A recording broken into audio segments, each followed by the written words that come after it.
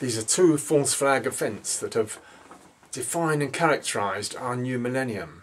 And they both tell the people who they have to hate and fear. This is the terrible thing about these events. They define the new enemy image. And that's why it's so terribly important for us to study them.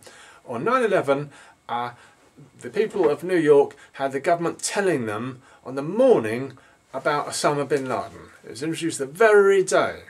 Almost the bombs were almost just, planes were just crashing into the towers, and soon after, Osama bin Laden. And he was the new bogeyman.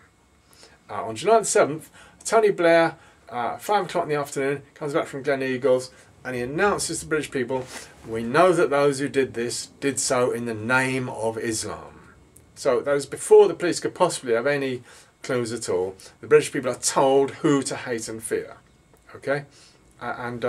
So a demonised enemy is being fabricated, and it's totally presupposed, more or less presupposed. All this anti-terror legislation we're getting is kind of presupposed that somehow the Muslims have a tendency to terror, you know.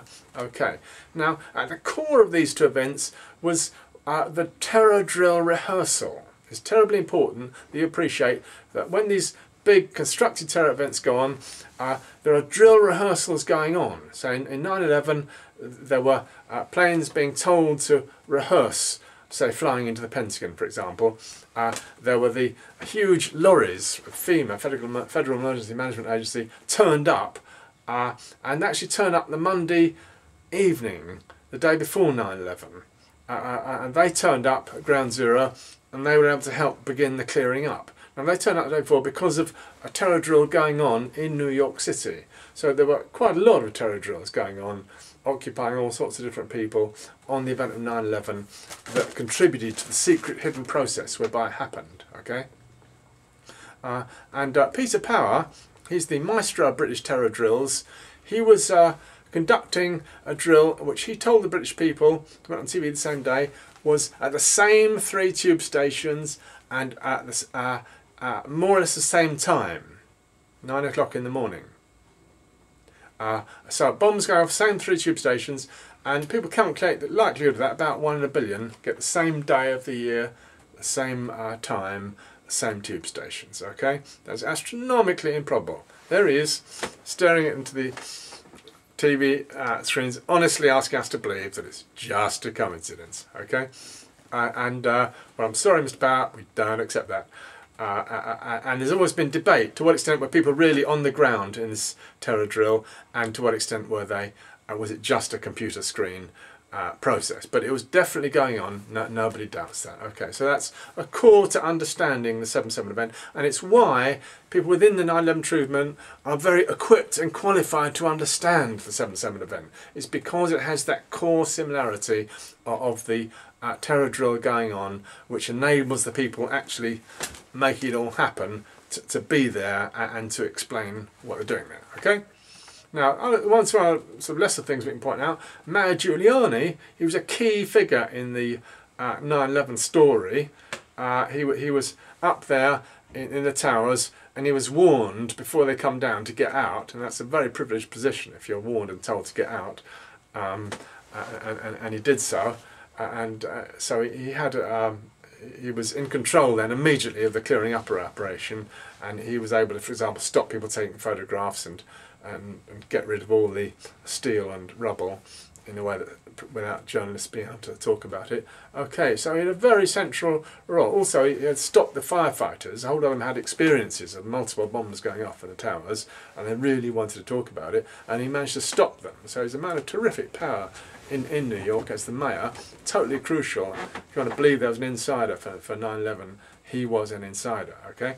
Now, what's he doing turning up the day before July the 7th? He's up north, he's giving a talk to British police about what a great job Tony Blair and Bush are doing in the war against terror. Aha! And then next morning he's down at a hotel at Liverpool Street. So he's got the bomb going off while he's having breakfast just underneath him. Whoa, fancy that. And nobody's ever said a word about what he was doing in this country at all on that July 7th event. So he just happened to be there, and his buddy Benjamin Netanyahu also just happened to be there, and I'll fancy that Netanyahu gets a warning not to go to his the big Tel Aviv conference that in that morning. He gets told in advance that it's going to happen, but let's not go into that. So Giuliani was quite a key figure who was present at both of these events. Okay, both of these events were happening in the early morning, just around some 9 o'clock. Important you happen in the mornings to get on the full news coverage that day. Both are sort of fourfold. If you think there were 4 planes in America that crashed and impacted, supposedly, and 4 events in the 7/7 story. We could make some other comparisons in that a lot more planes were initially reported as having gone AWOL on the 9/11, and likewise there were a lot more reports of the 7/7 event of people on different coaches having traumatic or explosions or being killed, not necessarily on when they were supposed to be. We can also note the way ID was suddenly found, or found rather quickly, in a way that some people were rather suspicious of. I'm sure you all remember the story of 9/11, how a passport fluttered down from the blazing inferno and happened to be the passport of one of the hijackers.